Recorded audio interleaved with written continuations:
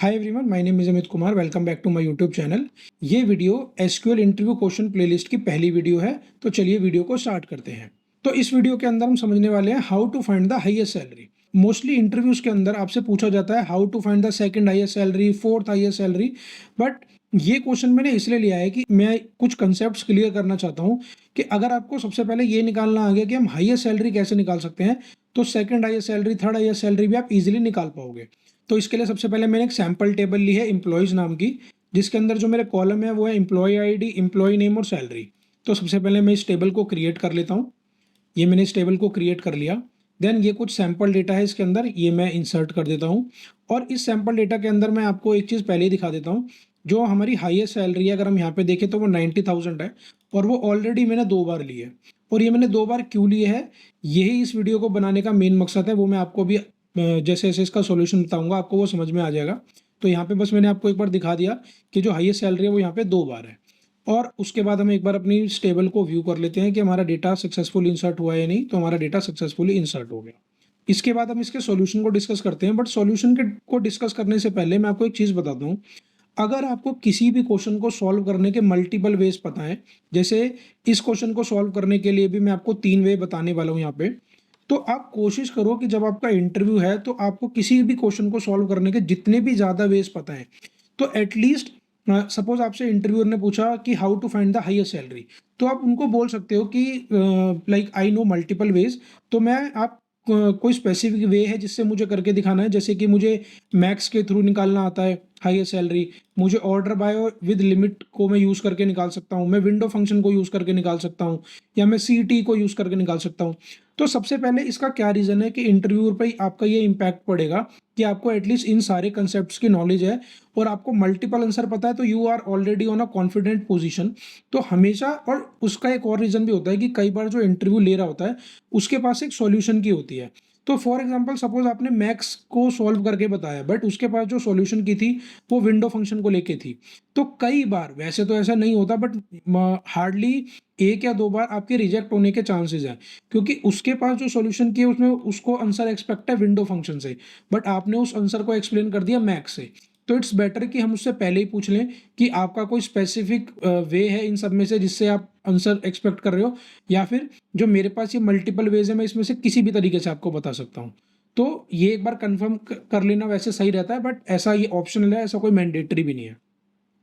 तो अब हम सबसे पहला मेथड देखते हैं। अगर हमें मैक्स कीवर्ड को यूज़ करके, जो कि हमारा एग्रीगेट फंक्शन होता है, हाईएस्ट सैलरी निकालनी है तो हम कैसे निकालते हैं।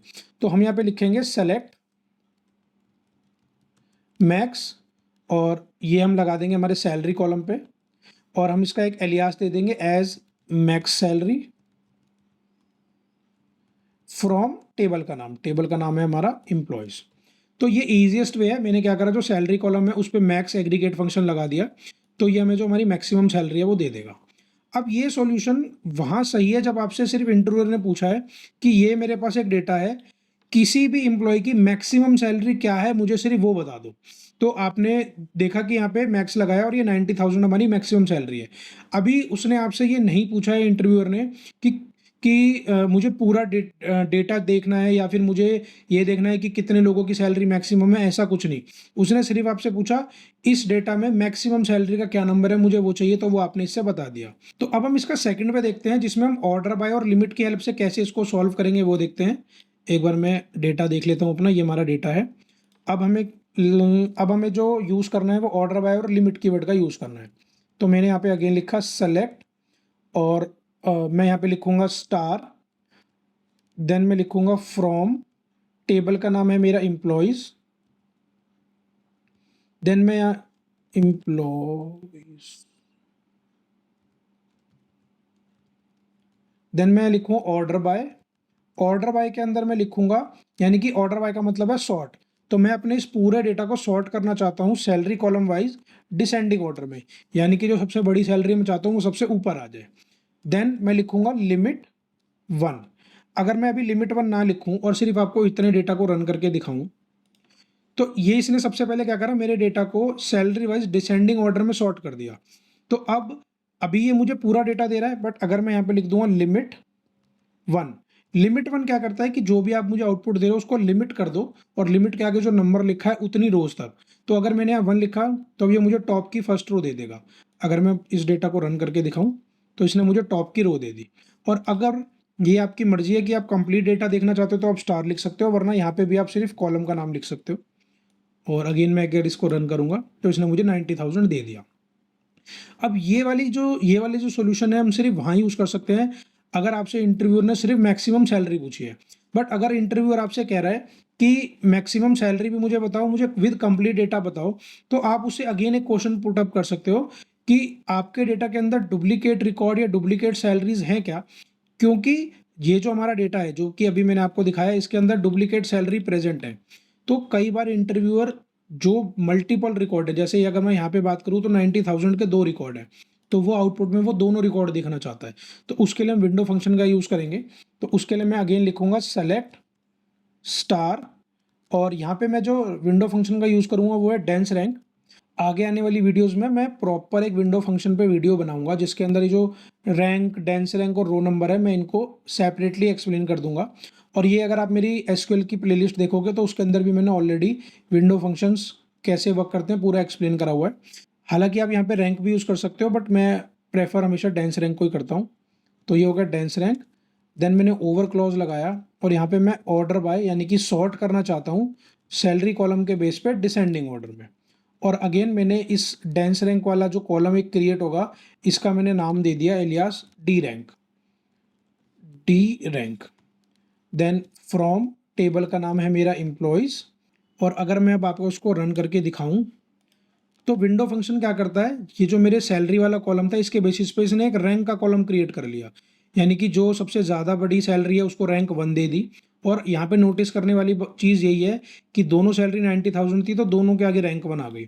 जो उसके बाद वाली सैलरी है उसको 2 दे दी, फिर देन 3, देन 4, देन 5। तो इस तरीके से इसने डिसेंडिंग ऑर्डर में हमें सैलरी दे दी। तो अब ये जो आउटपुट आया ये मैं as a inner query use करूँगा अपनी आउटर क्वेरी में। तो मैं क्या करूँगा, अगर मैं इसे स्टेप्स में डिफाइन करूँ तो सपोज ये हो गया मेरा स्टेप 1, जिसके अंदर मैंने विंडो फंक्शन की हेल्प से एक रैंक का कॉलम डिफाइन कर लिया। अब मैं अपना एक स्टेप 2 बनाता हूँ जिसके अंदर मैं क्या करूँगा, मैं ये जो सब क्वेरी है यानी कि ये जो मैंने अभी क्वेरी लिखी है जिसका आउटपुट ये है, इसे as a inner query use करूँगा। तो मैं यहाँ पे लिखता हूँ सेलेक्ट स्टार, मैं यहाँ पे एक बार सेमी कॉलन लगा देता हूँ तो एरर नहीं आएगा, फ्रॉम। अब फ्रॉम के बाद हमें टेबल का नाम लिखना होता है जो भी हमारी टेबल है। तो अब ये जो मेरी टेबल है ये मेरी वही टेबल है जो मैंने स्टेप 1 में अभी ऊपर डिफाइन करी है।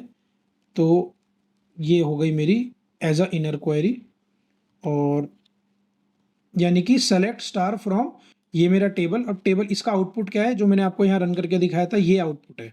यानी कि अब मैं जो सेलेक्ट स्टार फ्रॉम लगा रहा हूँ वो इस पे लगा रहा हूँ। तो अब मैं इस पे क्या लगा रहा हूँ, अब ये जो मेरी सब क्वेरी है मैं सब क्वेरी का भी एक नाम देना होता है, वो आप कुछ भी दे सकते हो। एज सपोज मैं टी दे देता हूँ। तो यानी कि अब ये जो भी क्वेरी है इसका मैंने एक एलियास दे दिया टी।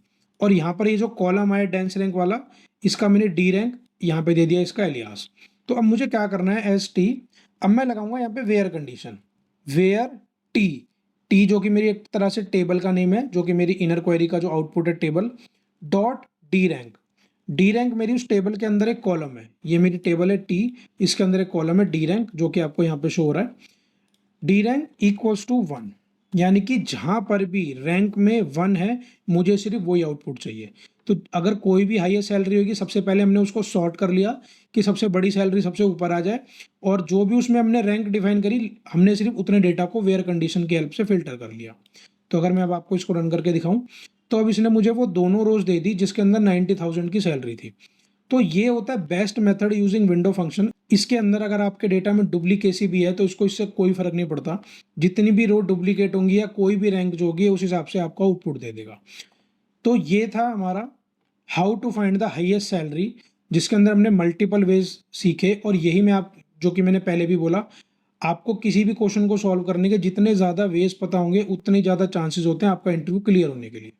तो आई होप आपको ये वीडियो पसंद आई हो, और जो भी इस वीडियो में मैंने सिंटैक्स यूज़ करे हैं क्रिएट टेबल के, इंसर्ट टेबल के या फिर सॉल्यूशन के, ये सारे मैं आपको डिस्क्रिप्शन में प्रोवाइड कर दूंगा। तो अब हम मिलते हैं नेक्स्ट वीडियो में।